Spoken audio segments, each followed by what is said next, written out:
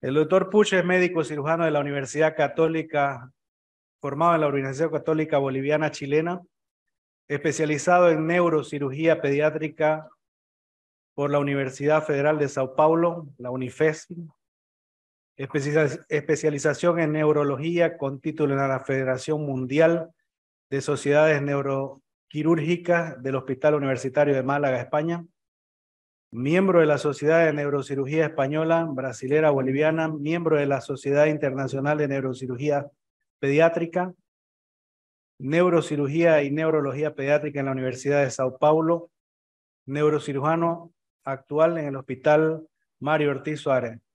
Es un placer tenerlo aquí, doctor Mauricio Puch. Lo invitamos para que pueda hablarnos de este importante tema. Buenas noches. Bueno, es un agrado poder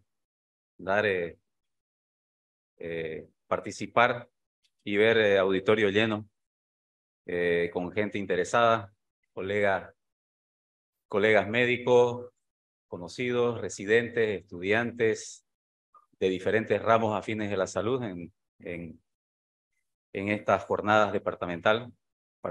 Y bueno, yo voy a hablar de un tema amplio en realidad.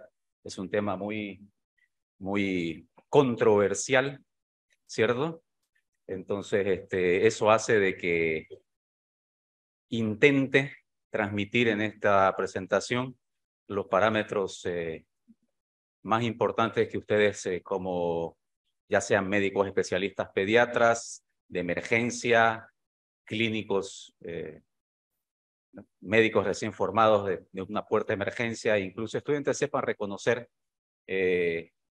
los factores predisponentes o que condicionan a que un TC leve pueda progredir en realidad. Bueno, entonces mi tema, vamos un poquito a hacer un entrenamiento mental. Les voy a presentar un caso clínico que es común en puerta de emergencia aquí del hospital. Un niño de 5 años, masculino, sexo masculino, procedente de Warnes, llega con una historia clínica de somnolencia de hace un día de evolución. Paciente con una historia, relata a la madre, siempre la madre es la fuente de información, de una caída de columpio hace 3 días, con un trauma craneal en una superficie aparentemente que no era cemento, de tierra. Niega ningún tipo de eventos neurocognitivos durante el episodio, pero el paciente evoluye en los días posteriores, tanto día 1, día 2, con cefalea. Y ahí se instaura la presencia de vómitos y estado mental deteriorado, ¿no? Somnolencia. Este paciente, ya indagando en los antecedentes patológicos, tiene un antecedente hematológico, una afibrinogenemia. Ya estaba siendo seguido por hematología y bueno, tiene un tratamiento de acuerdo a su condición.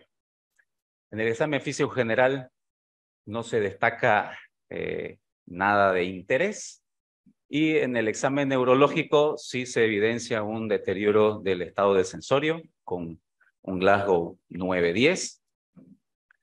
A la fotoreactividad pupilar hay respuesta positiva, y en movilidad espontánea no hay focalidad. Vamos a decir, movilidad espontánea de 4 miembros. Entonces, ¿qué conducta a seguir? La pregunta era, ¿qué hacer? ¿Pedir o no pedir una tomografía? Por los antecedentes y por el historial progresivo de la clínica, se hace una tomografía en la cual se evidencia una colección extraxial de localización parieto-occipital del lado izquierdo, con borramiento de surcos, un discreto desvío de línea media, colapso ventricular y una hemorragia de tentorio. Compatible con un hematoma extradural en fase aguda, por lo cual se decide realizar una neurocirugía. Esta es la secuencia en ventana ósea y se somete a la derivación, a la evacuación, perdón, del hematoma de carácter urgente, obviamente previa estabilidad en relación al factor 8. Y bueno, durante el procedimiento quirúrgico se encuentra, vamos a decirlo así, una limitación en el tiempo de coagulación. Pero bueno, cirugía con éxito, una semana posterior recibe el alta, con Glasgow 15, fuerza muscular, conservada, grado 5, y se hace el acompañamiento por la especialidad que ya iba siguiendo, ¿cierto? Esta es la tomografía de control, en la cual se ve la muesca de la craneotomía que se hace para evacuar el hematoma, ¿sí? En hueso. Bueno, ese es un caso que nosotros como médicos, dado los antecedentes y dado la clínica, sí es obviamente son criterios de alarma que sí te hacen indicar una tomografía ya, ¿no? Este es caso 2. Caso 2 es un lactante menor, es 38 días de vida, de sexo femenino, viene también de la zona norte, satélite. Y bueno, la madre primeriza lo tumba de la falda, lo hace caer de la falda. El paciente llega, ya había venido del hospital de Warnes, para atención directa por nuestra parte. Aproximadamente de 1,20 m la caída y aparente trauma directo con llanto en la región parieto-occipital derecha. Madre niega después de, obviamente, el evento, que el niño haya tenido pérdida del estado de conciencia o desmayo, que eso se les pregunta a las mamás, vómitos, crisis o irritabilidad y nada, o agitación o somnolencia. El paciente estaba, bebecito estaba obviamente con su chichón, pero tolerando dieta, normal. La mamá decía, está igual, está normal que siempre. ¿Ok? El examen físico general, bueno, obviamente teníamos el aumento de partes blandas a nivel craneal, ¿no? Eso no lo reportamos, pero bueno. En el examen neurológico, como les dije, Glasgow 15, pupilas isocóricas, no hay focalidad, fontanelita anterior blanda, normotensa, y el hallazgo del cefalohematoma, ¿no? Ustedes con este paciente, con estas características, piensan o que es subsidiario o no de una tomografía. ¿Quién indica una tomografía? ¿Pueden levantar la mano? Nadie indica una tomografía. ¿Quién no indica una tomografía entonces? Ahora tendrían que estar todas las manos arriba. Bueno. Se hizo una tomografía. ¿Okay? Se realizó una tomografía. En la tomografía yo veo en la secuencia parénquima cerebral, veo un cerebro de acuerdo a la edad, con una buena diferenciación sustancia blanca, sustancia gris, cisternas de la base presentes, línea media conservada, surcos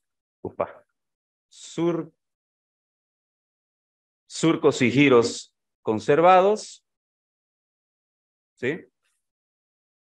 Y en la secuencia de ventana ósea aprecio una fractura a nivel parietal posterior del lado derecho, no desplazada, eso se considera una fractura lineal, ¿sí? Este pacientito se mantuvo bajo observación clínica en el hospital.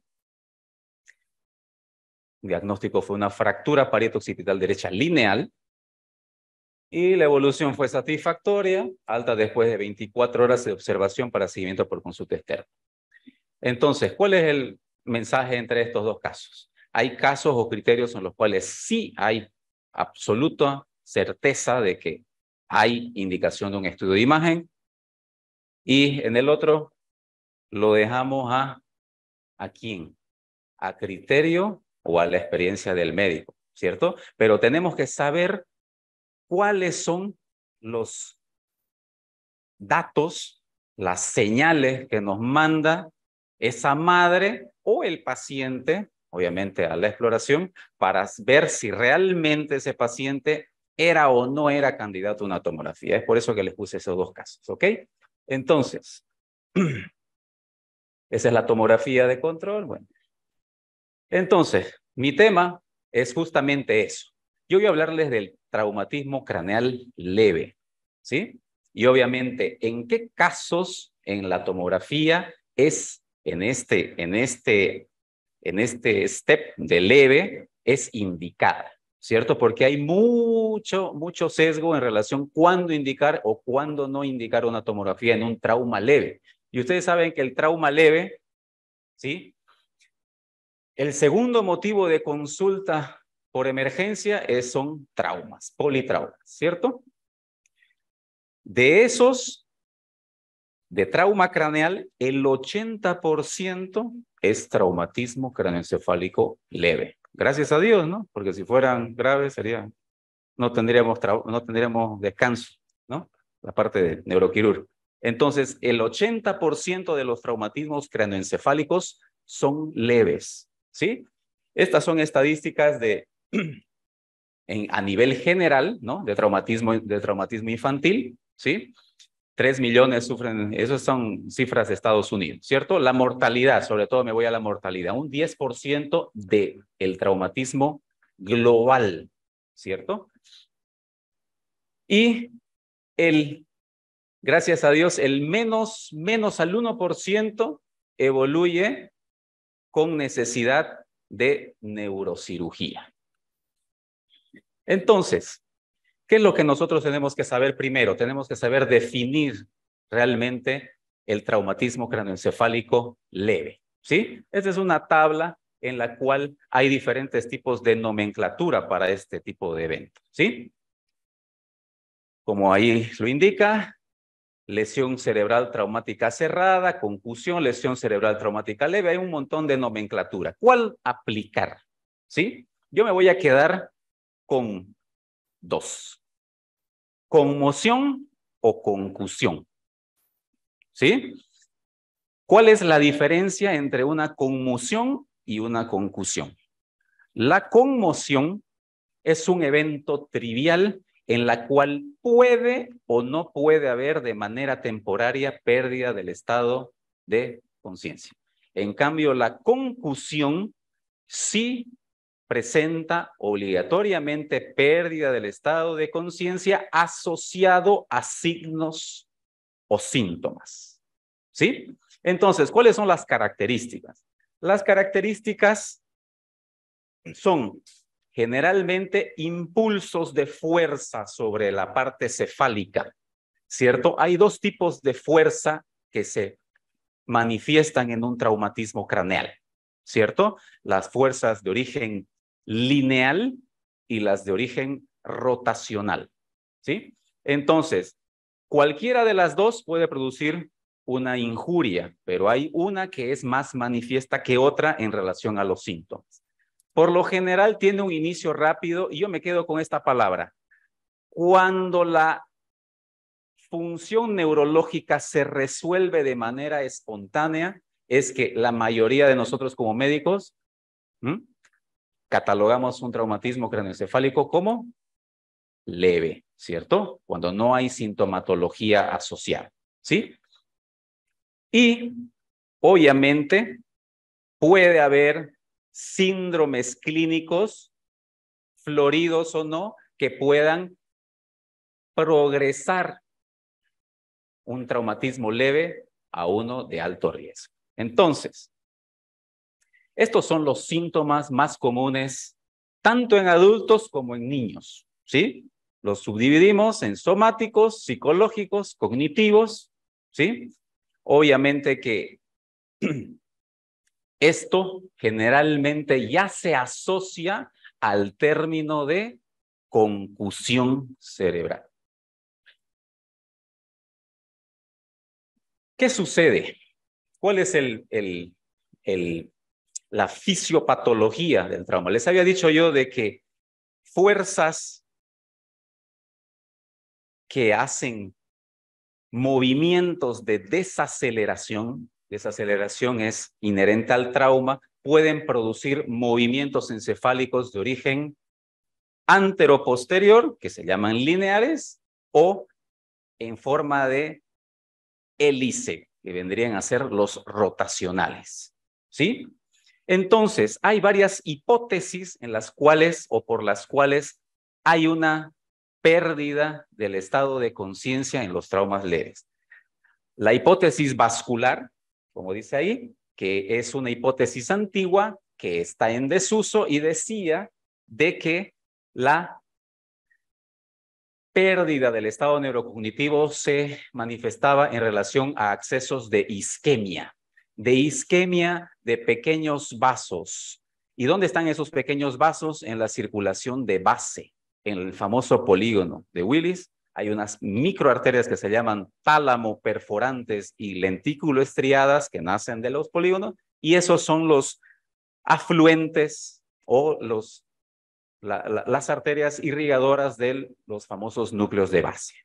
¿Sí? Entonces, esta teoría decía que el TC, la pérdida del estado de conciencia, eran como microisquemias, hipoflujo a ese nivel, de esas pequeñas arterias perforantes y talamoestriadas. ¿Sí? Esta técnica se descartó porque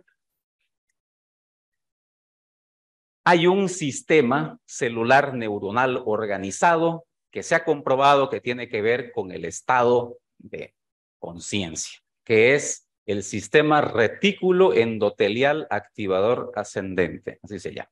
Es medio largo, pero es un sistema en el cual se encuentra en todo el sistema de tegmento dorsal de tallo encefálico. Entonces, la hipótesis reticular, que es la más aceptada, nos está diciendo de que hay un mecanismo de disrupción por elongamiento de tallo y hay una pérdida de interconexión neuronal entre este segmento y esta parte celular y el diencéfalo y corteza cerebral. Entonces, y obviamente a nivel de diencéfalo hay una desconexión de una estructura talámica que es la parte del núcleo talámico mediano. La teoría centrípeta no es más que una extensión de la anterior. Y esta dice de que ese tipo de mecanismo de estiramiento de tallo también se extiende a corteza cerebral. Hay un mecanismo de cizallamiento, de disrupción, pero sin ningún tipo de disrupción anatómica entre las conexiones interneuronales.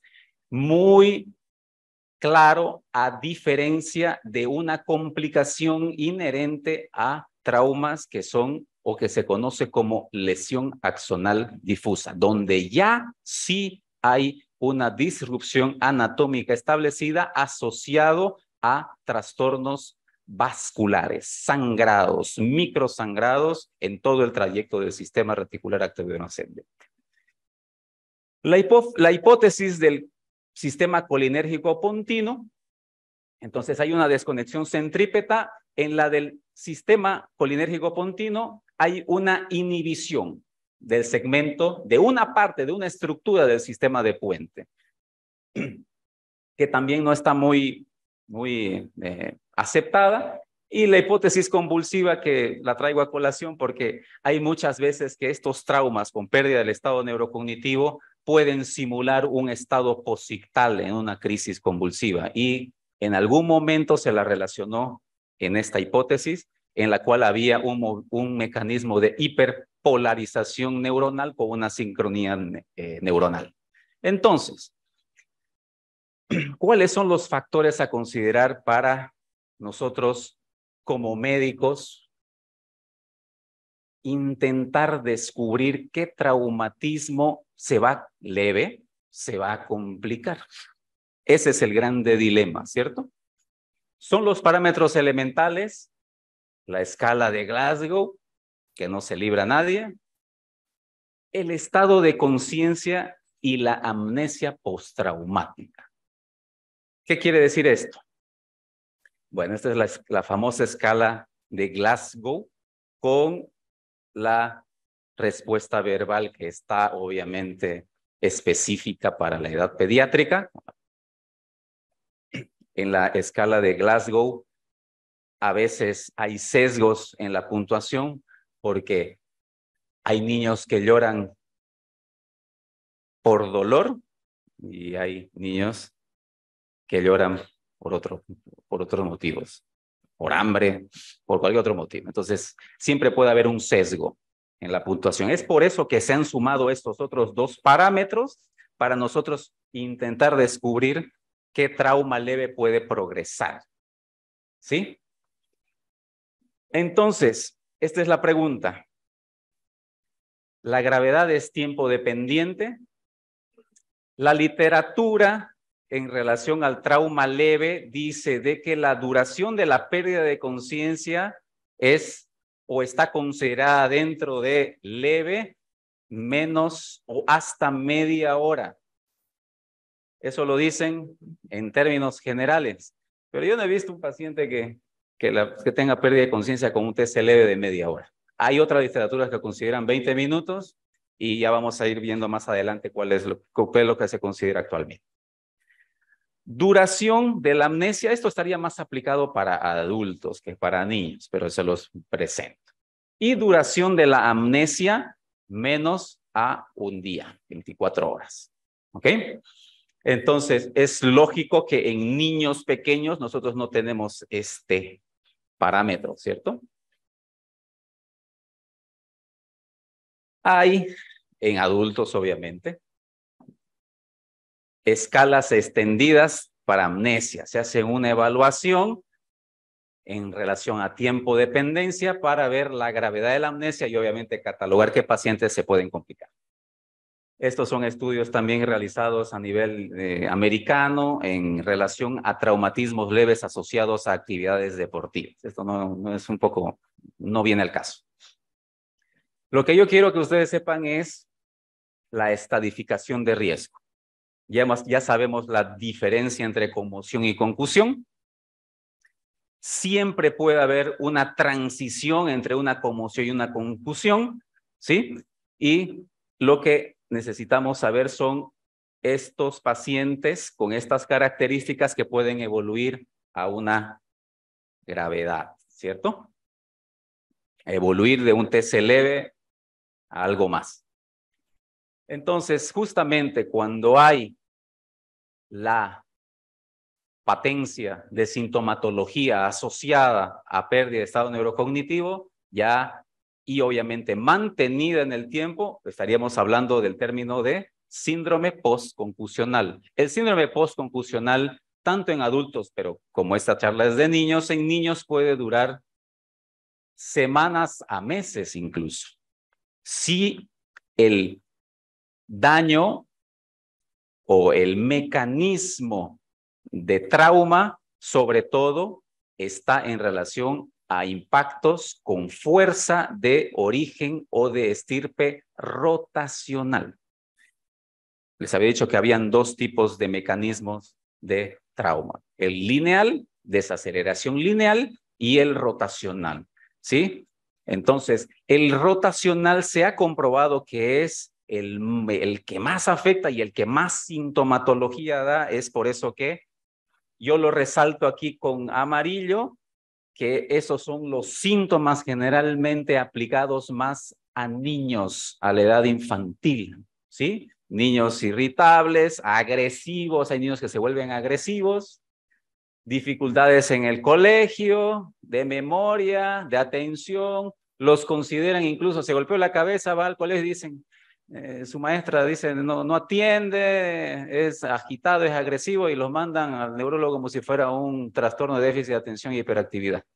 Y no es eso, es un síndrome postconcusional. Entonces hay que tener mucho cuidado. Entonces, obviamente, nosotros como médicos tenemos que orientar a los pacientes, si son adultos, si tienen y colaboran, pero en realidad a las madres, ¿no? Al familiar, al padre, ¿no? Al padre, a la madre, ¿no? Todos estos puntos son importantes, que son señales de aviso, vamos a decirlo así, de que este paciente inicialmente leve se puede complicar, ¿no? El reposo es en casa, reposo relativo. Siempre yo recomiendo en la edad pediátrica de 7 a 21 días de reposo, observación domiciliaria, vida tranquila. Y bueno, la comorbilidad asociada al TC leve, si ustedes se dan cuenta, en pacientes con indemnidad neurológica, Glasgow 15 y Glasgow 13-15, que ambos pertenecen al denominado TC leve. Ustedes saben que el TC leve es entre 3 y 15, ¿sí? Prácticamente, en un Glasgow 15, prácticamente es igual el porcentaje de presencias de anormalidades en la tomografía. Es por eso que nosotros tenemos que saber discernir cuándo indicar una tomografía. ¿Sí? Ustedes saben que la tomografía es el método o la herramienta, perdón, de elección para poder realizar, obviamente como estudio complementario a la clínica, ¿no? Un diagnóstico, ¿sí? Pero a veces el uso indiscriminado puede dar problemas, ¿cierto? Siempre es una herramienta útil. Si la tienen a disponibilidad, la tienen que utilizar, pero no porque tengan un tomógrafo al lado van a hacer tomografía a Pedro Sánchez Martín, ¿cierto? Tenemos que saber discriminar qué niños realmente, sobre todo en la edad infantil, qué niños realmente necesitan una tomografía y qué no. Y ese es justamente el objetivo de la charla, ¿cierto? Entonces, ustedes saben que los niños tienen particularidades, ¿no? Ustedes saben que, por ejemplo, la cabecita, la proporción cefálica corporal es diferente, ¿no? Siempre el cerebrito de un neonato pesa aproximadamente 250 a 300 gramos, va creciendo exponencialmente en un 70-75% hasta los 2 años, va creciendo. Hay obviamente el cráneo no es cráneo, el cráneo es una membrana, ¿no? Tiene unas membranas, fontanelas, las suturas, ¿sí? Las suturas que pueden por cualquier proceso también hacerse diastásicas, ¿sí? Hay huesos bormianos, fontanelas, bueno, todo lo que es inherente al neurodesarrollo, ¿cierto? Entonces, aquí podemos ver por ejemplo, una fractura hundimiento, la famosa fractura en tallo verde o en ping-pong, que se llama, ¿no? Este es un niño que obviamente tiene una disproporción cefálico gradual y cuando hay el famoso síndrome del shaking baby, una hidrocefalia muy marcada, diástasis de sutura, los huesos, las suturas de los huesos de base de cráneo también son diferentes en niños en relación a adultos, a veces se pueden confundir con fracturas, los famosos huesos de Bormian. Bueno, y en el cerebro, como les dije, hay un ritmo de crecimiento exponencial en relación a diferencia del adulto y hay un espacio o un ensanchamiento del espacio subaracnoideo a nivel sobre todo bifrontal. Bueno, entonces, vuelvo a preguntar, ¿qué síntomas tenemos que valorizar? ¿Cuándo tenemos que indicar una tomografía? Y obviamente, cuando hacemos esto, tenemos que recurrir a los protocolos, tenemos que confiar en lo que dice la literatura, lo que hacen los otros, ¿no? Entonces, este es un metaanálisis. Esto fue un estudio inicial que se hace en niños. Se hizo en niños, ahí está, en Reino Unido, 16 estudios, más de 20,000 pacientes. Ellos rescataron, ese fue un estudio retrospectivo, ¿ya? Rescataron pacientes, como se dice, de 4 años atrás, y de todos ellos, obviamente, todos los que sufrieron algún tipo de evento, algún tipo de injuria cerebral, rescataron síntomas o criterios centinelas o de alarma. Características asociadas a lesiones intracraneales, rescataron pérdida del estado de conciencia, Glasgow menor a 15, fractura de cráneo confirmado por radiografía, déficit neurológico focal, focalidad neurológica. Y los que no estaban asociados a lesión intracraneal, cefalea o irritabilidad, vómitos y crisis. Cualquiera diría, niño que se cae y vomita, tomografía, ¿no? La mayoría lo hace así. ¿Por qué se asustan? Los papás se asustan y dicen, vomitó. No está o está dentro de un parámetro localizador. Las crisis convulsivas, si el paciente obvio es un debut convulsivo y no tiene ningún antecedente previo también no se considera dentro de los criterios asociados a lesión en una tomografía. Este es un estudio, el CATCH, que fue un estudio ya en el 2010, hace 14 años atrás, 13 años atrás, ¿sí? En el cual ya fue un estudio prospectivo, ya no fue retrospectivo, ya hicieron un análisis con parámetros, con estos parámetros iniciales, ¿sí? Y ellos pusieron también sus propios criterios de alto riesgo y criterios de mediano riesgo. Dentro de los de alto riesgo estaba, obviamente, Glasgow menor a 15, sospecha de fractura, historia de irritabilidad o cefalea y irritabilidad. Y dentro de los de mediano riesgo, signos de fractura de cráneo, de base, como habíamos dicho, ¿no? Los signos de ojo de mapache, eritema periocular, retroauricular, perdón, ¿sí? Hematomas, o sea, scalps y mecanismos de alta energía.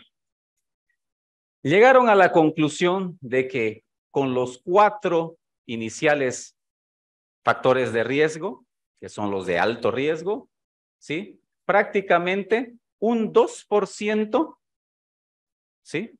Solamente un 2% de esas tomografías reportaron algún tipo de alteración.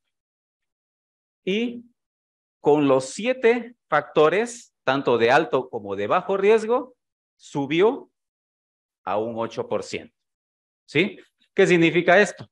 De que hubo un porcentaje, aunque sea mínimo, que por la signosintomatología evoluyó y complicó. Otro estudio en relación a este tipo de conducta, ¿sí? Para predecir la importancia clínica, se llama Chalice, era un estudio de Reino Unido, que tomaron 40,000 casos de niños en el lapso de 4 años. Ellos añaden el estado de conciencia mayor a 5 minutos, pero no ponen qué tiempo de evolución. Y ellos van en contra del estudio retrospectivo inicial y sí ponen los vómitos como factor añadido, pero no lo pone como un evento único de vómitos, sino como más, igual o más de 3 vómitos y caídas de gran altura. Los resultados fueron prácticamente los mismos al otro. Muy poco porcentaje requirió de neurocirugía. Y este es el estudio que más impacto tiene y se adapta a nuestra realidad, que es el estudio que se llama PECARN. Es un estudio americano que engloba 16 centros americanos, un estudio prospectivo en relación a aproximadamente 45,000 niños. Y lo bueno de este estudio es que lo subdivide. Hay un algoritmo de actuación para niños menores de 2 años y mayores de 2 años. Para los niños de para los niños menores de 2 años, ¿sí? Ellos consideran la realización o la indicación de una tomografía cuando el Glasgow es menor a 15, 14 con alteración de nivel de conciencia o fractura de cráneo palpable, sí se recomienda, si no, miren, lo dejan a experiencia del médico.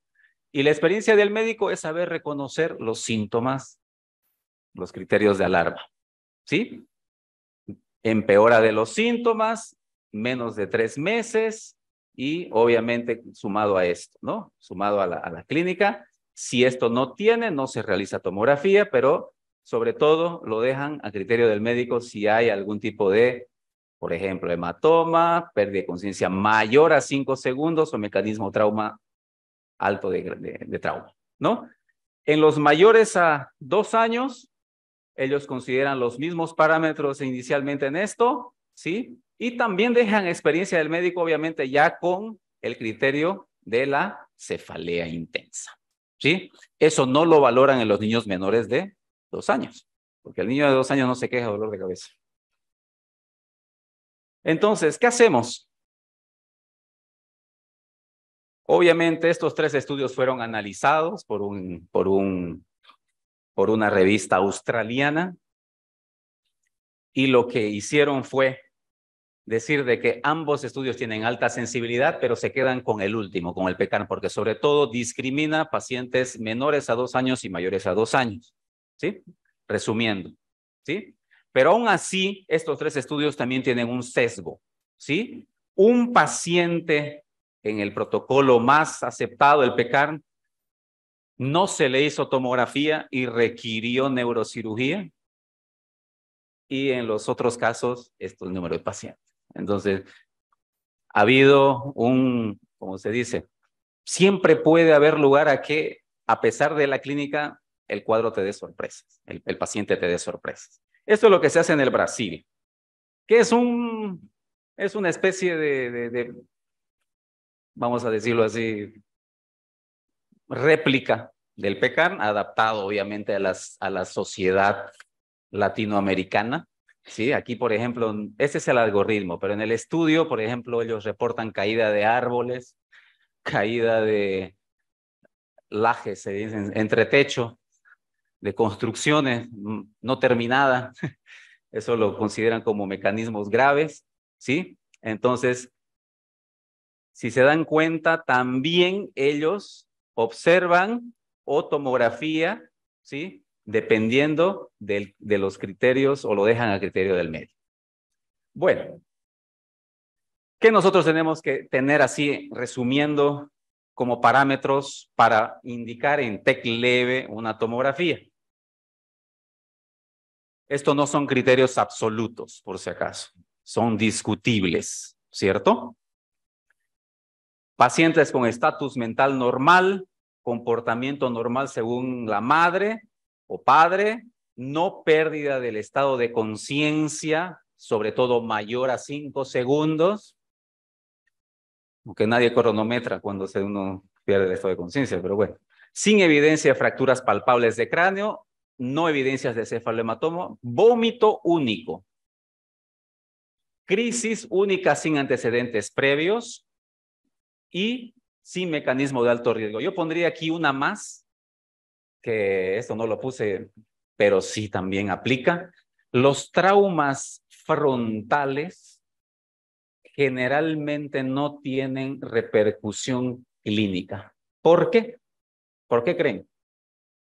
Porque el trauma frontal generalmente es o se relaciona a un mecanismo de desaceleración de tipo lineal.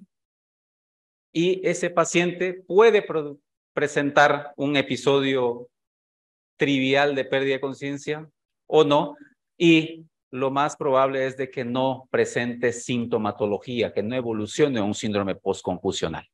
¿Sí? Los traumas frontales son los que menos injuria cerebral dan, vamos a decirlo así.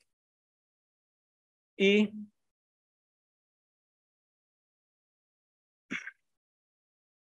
no avanza, querido. Ahora.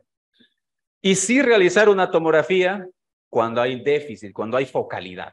Paciente con focalidad motora, obligatorio, tomo. Pérdida del estado de conciencia, eso ya lo dejo a criterio en tiempo dependiente. Letargia, irritabilidad, signos de fractura de base de cráneo, fontanelas abombadas persistentes, vómitos a repetición, traumas de alto impacto y obviamente la puntuación en PECAR, ¿no? Bueno, entonces terminando, todavía sigue siendo una incógnita.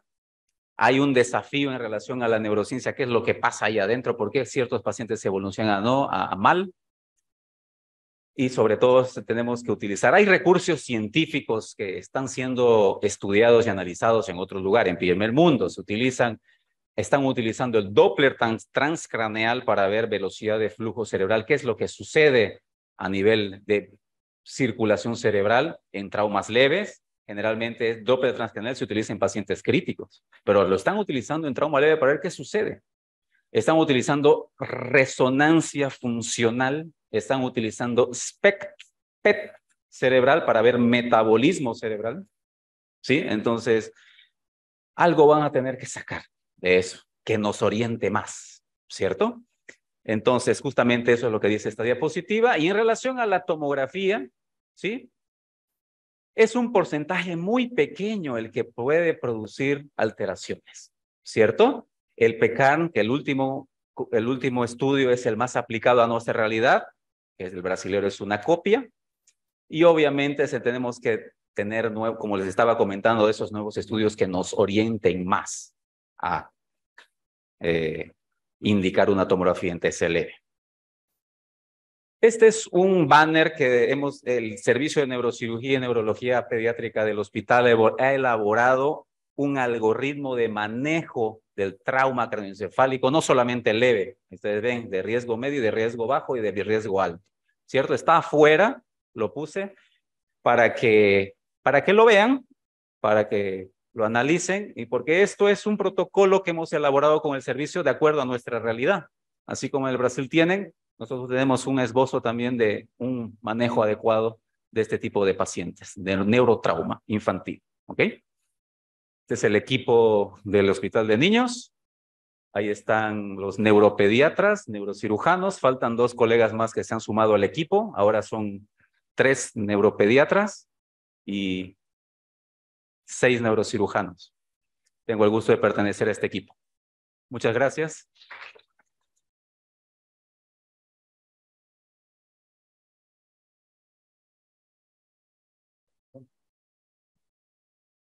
Muchas gracias. Excelente presentación, doctor Puch. No sé si hay preguntas en el chat o preguntas en el auditorio. Aprovechenlo.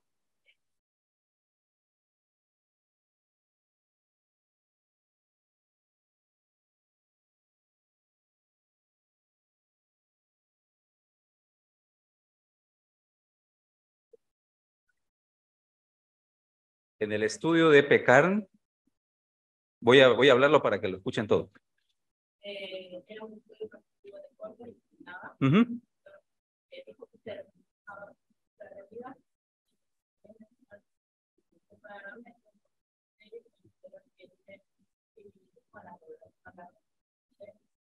No es que se asemeje, sino el que más se aplica a nuestra realidad. ¿Por qué? Porque el PECARN lo que discrimina son conductas en relación a pacientes menores de 2 años y mayores de 2 años, ¿cierto? Ahora, dentro de los de menores a 2 años, el estado de conciencia, ellos ponen indicar tomografía de cráneo en Glasgow menor 14, ¿cierto? En cambio, en el protocolo brasilero dice menor o igual a 15. Esa es la única variación. Ahora, dentro de las características, los traumas de alta energía, ¿sí? Son muy relacionados con la realidad local, vamos a decirlo así, salvo esas excepciones que había descrito en las caídas de árbol, las caídas de las construcciones mal no terminadas, vamos a decirlo así. Pero sobre todo es el más aceptado, no es el que es más adaptado. ¿Por qué? Porque discrimina las edades. Es por eso que es el más aplicado, vamos a decirlo, o el más aceptado dentro de en la comunidad general latinoamericana y también mundial. ¿Sí? No sé si te respondí la pregunta. ¿Alguna otra pregunta? Doctora, no me preguntes nada de cardio, por favor.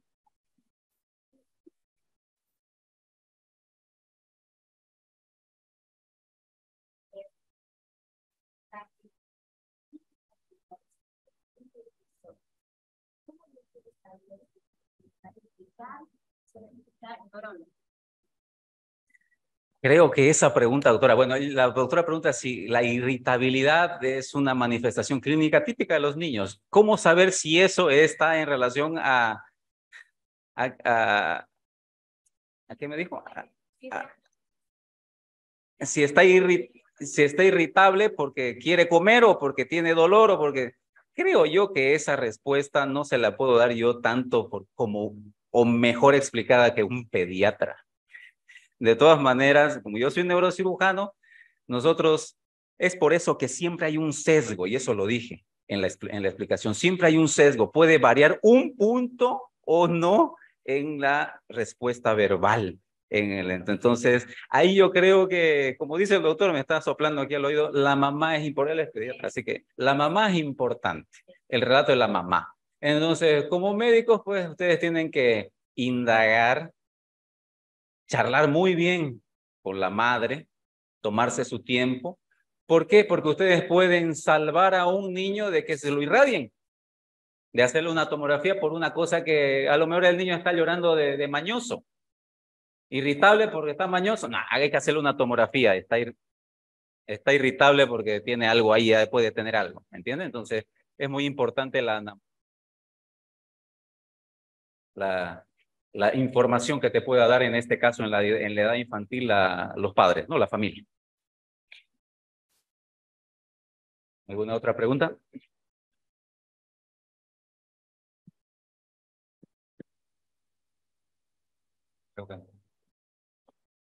Gracias, doctor Puch.